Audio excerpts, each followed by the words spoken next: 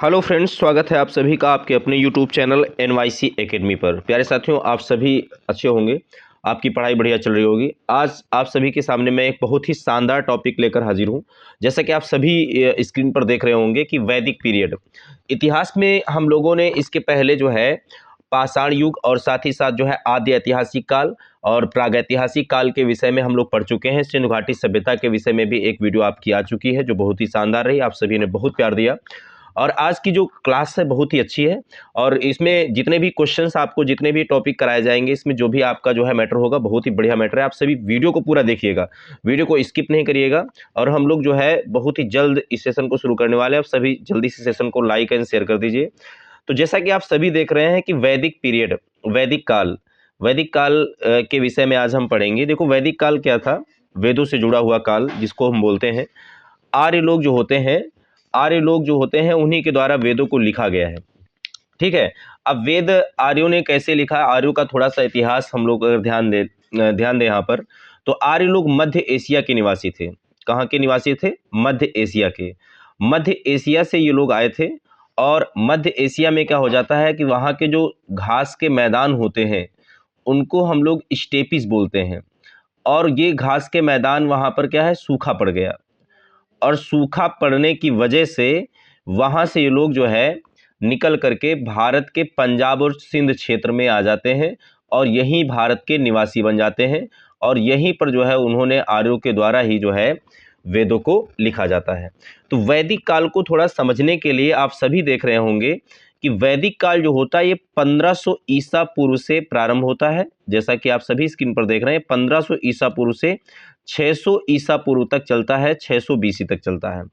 अब 1500 से 1000 ईसा पूर्व तक जो चलेगा वो चलेगा ऋग्वैदिक काल, क्योंकि इसको दो भागों में बांटा गया है। और इसके बाद 1000 से 600 BC तक हम बात करें ईसा पूर्व तक, तो ये उत्तर वैदिक काल चलता है। ऋग्वैदिक काल में हमें जिस वेद को पढ़ना है वो है ऋग्वेद। ठीक है। सबसे प्राचीन वेद किसे माना जाता है? ऋग्वेद, जो कि संस्कृत में लिखा गया, ये प्राचीनतम वेद होता है।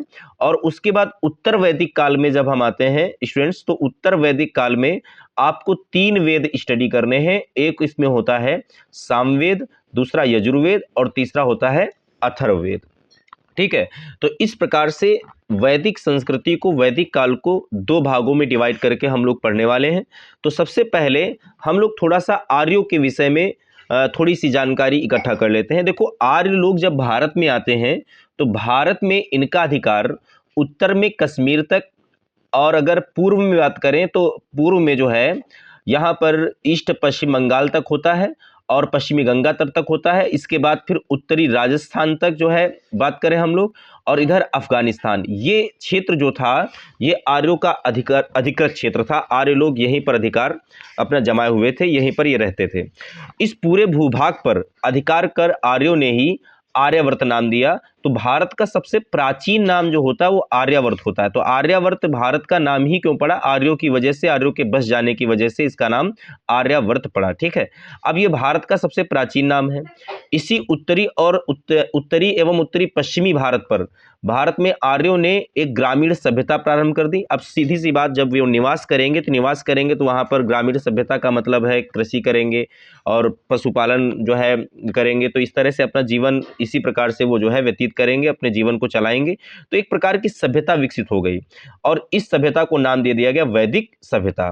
तो वैदिक सभ्यता में जो है सबसे महत्वपूर्ण प्रश्न ये आता है, ये जो आर्य लोग थे इनका प्रमुख व्यवसाय क्या था? तो आर्यों का प्रमुख व्यवसाय कृषि और पशुपालन था, एग्रीकल्चर एंड एनिमल हस्बेंड्री होता है। अब यहाँ पर सबसे महत्वपूर्ण बात यह है कि आर्य, देखो 2-3 प्रश्न और भी आपसे पूछे जाएंगे कि आर्यों की भाषा क्या थी। तो आर्यों की जो भाषा थी वो थी संस्कृत। कौन सी भाषा थी? संस्कृत। आप चाहे तो स्क्रीनशॉट ले लीजिए या नोट करते चलिए और वीडियो को पूरा देखिएगा। और वेदों की भाषा भी, अब आर्यों ने ही वेदों को लिखा है, तो वेदों की जो भाषा थी, वेदों की भाषा ये भी क्या थी? संस्कृत ही है। ठीक है। तो इस प्रकार से ये आर्यों के विषय में कुछ जानकारी रही। अब हम लोग वेदों को पढ़ना स्टार्ट करते हैं। वेदों में जो सबसे पहले आप देख पा रहे हैं कि ऋग्वेद आता है। ऋग्वेद जो होता है ये ऋग्वैदिक काल के समय का वेद है और 1500 ईसा पूर्व से 1000 ईसा पूर्व तक इसका समय होता है। ऋग्वेद सबसे प्राचीन वेद है तो एग्जाम में अगर आपके प्रश्न आता है कि सबसे प्राचीनतम वेद कौन सा है, तो आप बिल्कुल आराम से ये इसका उत्तर बता सकते हैं कि सबसे प्राचीन वेद ऋग्वेद होता है। Rigveda is considered oldest Veda among all. ठीक है, इट हैज 10 डिविजन्स, इसमें 10 मंडल होते हैं और महर्षि वेद व्यास ने सभी मंडलों का संकलन किया था। ये पूरे के पूरे जो ऋग्वेद में 10 मंडल हैं, इन मंडलों का संकलन किसने किया था? महर्षि वेद व्यास ने। और 10 मंडलों में सबसे प्राचीन मंडल 2 से 7 तक आते हैं और सबसे नवीन मंडल जो आते हैं 1 और 10 आते हैं। ठीक है, ऋग्वेद के मंत्रों का उच्चारण करने वाला जो होता है उसको होत्र बोलते हैं।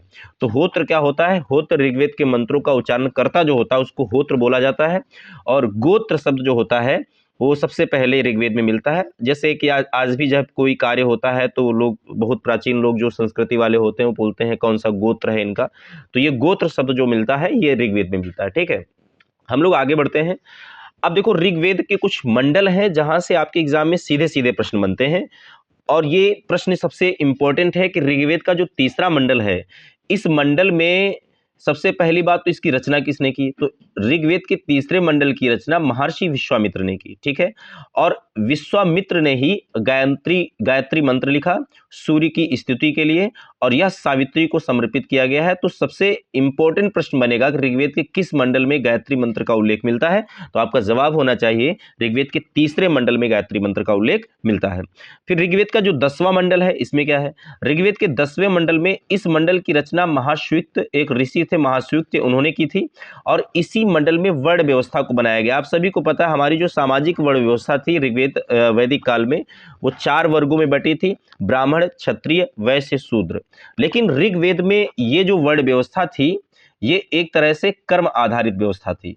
अब ऋग्वेद उत्तर वैदिक में यही दोनों अंतर हैं, आपको ध्यान रखने हैं कि उत्तर वैदिक काल में कहीं ना कहीं ये व्यवस्था जाति आधारित दिखाई देने लगती है, लेकिन पहले कर्म आधारित थी। कर्म के हिसाब से जो सबसे अच्छे कर्म जिसके होते थे उसको ब्राह्मण के वर्ग में, ठीक है, और उसके बाद रक्षा करने वालों को जो है क्षत्रिय वर्ग में, उससे नीचे वैश्य और सबसे नीचे शूद्र। ये 4 प्रकार के वर्ण हुआ करते थे। इसमें से ब्राह्मण, क्षत्रिय, वैश्य, इनको द्विज नाम दिया जाता था। ठीक है, और इस प्रकार से ऋग्वेद में वैदिक काल की सबसे पवित्र नदी इसको माना गया है, तो सरस्वती सबसे पवित्र नदी होती है, और सबसे महत्वपूर्ण नदी अगर पूछा जाए तो सिंधु होती है। तो इस प्रकार से ऋग्वेद के विषय में ये 5 से 6 प्रश्न आपके लिए बहुत ही इंपॉर्टेंट रहेंगे, आप इनको तैयार कर लेंगे। हम लोग अगला क्वेश्चन लेते हैं।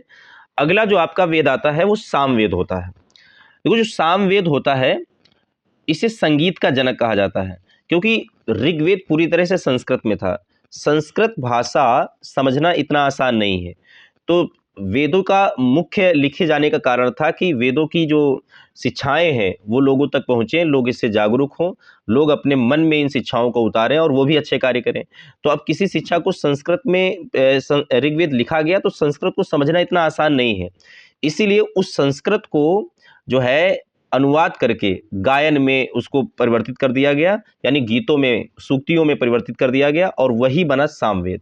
ठीक, जो कि लोगों को आसानी से भाषा समझ में आती थी। तो इसी यहाँ पर हम बात करें सामवेद की, तो सामवेद को भारतीय संगीत का जनक कहते हैं। आज जो इंडियन म्यूजिक इंडस्ट्री है या भारतीय संगीत जो है ये सामवेद से निकला हुआ है। संगीत के 7 सुर होते हैं, जैसा कि आप सभी देख पा रहे हैं कि 7 सुर जो होते हैं सा, रे, गा, मा, प, ध, नी। ठीक है, अब ये 7 सुर जो होते हैं ये सब के सब सामवेद से निकलते हैं। सा का मतलब षटज होता है, ऋषभ होता है, गंधार, मध्यम, पंचम, धैमत और निषाद, ये सभी सुर हैं 7। और यहाँ पर सातों के सातों सुर सामवेद से निकलते हैं। यही कारण है कि भारतीय संगीत का जनक सामवेद को कहा जाता है। ठीक है, सामवेद के मंत्रों का इस्तेमाल सूर्य देव की स्तुति के लिए किया जाता है। और इसके बाद हम बात करें सामवेद का जो पठन करता होता, उच्चारण करता होता, उसको उद्गाता कहा जाता है। उद्गाता, लिखते रहना इसको। सामवेद का उपनिषद कौन सा है? तो इसका उपनिषद है छांदोग्य उपनिषद। ठीक है, इस प्रकार से सामवेद बिल्कुल आसान है, इतने ही प्रश्न इसमें बनते हैं। हम लोग नेक्स्ट अगला लेते हैं। तो अगला देखो जो आता है आपका यजुर्वेद। यजु शब्द का मतलब होता है यज्ञ। ठीक है, और यज्ञ से संबंधित वेद जो होगा यजुर्वेद, 40 अध्याय 1990 मंत्रों वाला ये वेद है।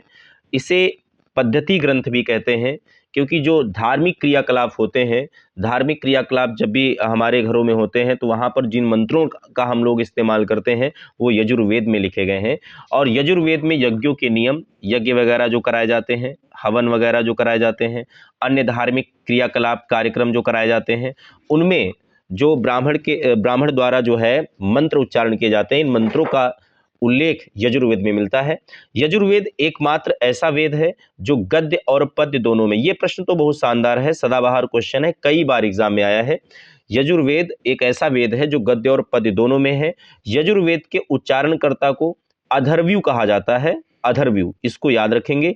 यजुर्वेद के दो भाग हैं, एक शुक्ल यजुर्वेद जिसको वाजसनेयी संहिता बोलते हैं, और एक कृष्ण यजुर्वेद है जो गद्य और पद्य दोनों में होते हैं। तो इन सारे प्रश्नों को आप यजुर्वेद में ध्यान रखेंगे, ठीक है। नेक्स्ट हम लोग अगला लेते हैं।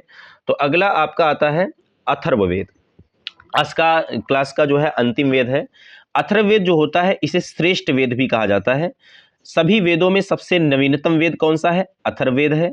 अब यहाँ पर हम लोग बात करें अथर्ववेद के विषय में कि अथर्ववेद के मंत्रों का इस्तेमाल काला जादू टोना, वशीकरण, प्रेत आत्माओं से निवारण, अन्य आयुर्वेदिक उपचार, आयुर्वेद का भी उल्लेख इसी अथर्ववेद में मिलता है।